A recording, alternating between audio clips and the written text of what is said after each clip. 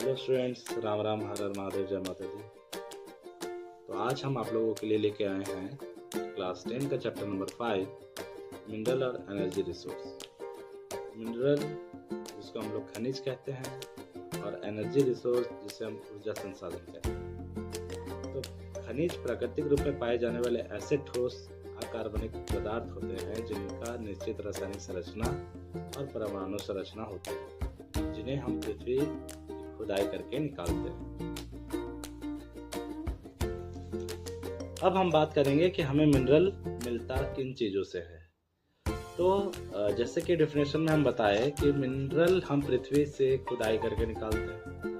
तो ज़्यादा यह मिनरल हम लोगों को मिलता है चट्टानों में, और अगर हम एक रॉक्स को तोड़ेंगे या एक रॉक्स में अगर हम निकालते हैं मिनरल्स को, तो उसमें मेनली हम लोगों को कोई ऐसा भी रॉक होता है जिसमें हम लोगों को एक ही तरह का मिनरल मिलता है, और कोई ऐसे रॉक्स होते हैं जिनको ब्रेक करने पर या माइनिंग करने पर उस एक रॉक से हमें अलग अलग प्रकार के खनिज मिल सकते हैं।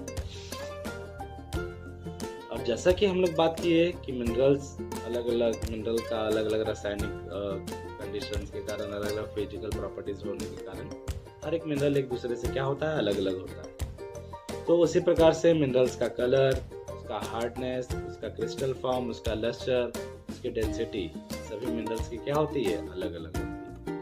ठीक उसी प्रकार से जैसे कि एक हमारा हार्डेस्ट मिनरल का नाम है हमारा डायमंड, और वहीं पे एक हम सॉफ्टेस्ट अगर मिनरल का बात करें तो वो टैल्कम पाउडर। अब मिनरल का हमारे दैनिक जीवन में बहुत ज़्यादा या बहुत उपयोग है और महत्वपूर्ण है हमारे दैनिक जीवन के लिए भी। ठीक उसी प्रकार से जिस टूथपेस्ट से हम कोलगेट जो हम लोग ब्रश करते हैं उसमें भी मिनरल कंटेन होता है ना। वो कौन सा कंटेन होता है मिनरल, कौन सा मिनरल होता है उसमें, सिलिका, लाइमस्टोन और फॉस्फेट। साथ ही साथ हमारे बॉडी को भी मिनरल्स की आवश्यकता होती है, जैसे कि आप जानते होंगे आयरन। तो जब हमारा ये अर्थ का कंपोजिशन हुआ, जब हमारी ये पृथ्वी बनी, तो उसी टाइम अलग अलग टेम्परेचर, अलग अलग एटमॉस्फेरिक प्रेशर, अलग अलग हर एक चीज़ों के डिफरेंट होने के कारण हमारे अर्थ में अलग अलग जगहों पर अलग अलग तरह के मिनरल्स पाए जाते हैं। यानी कि हम ये कह सकते हैं जो रिसोर्स जो है वो अनइक्वली डिस्ट्रीब्यूटेड है ओवर द अर्थ।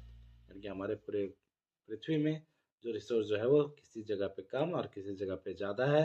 और अभी भी बहुत सारे ऐसे जगह हैं जहाँ पे मिनरल तो है लेकिन वहाँ पर माइनिंग कर पाना या उस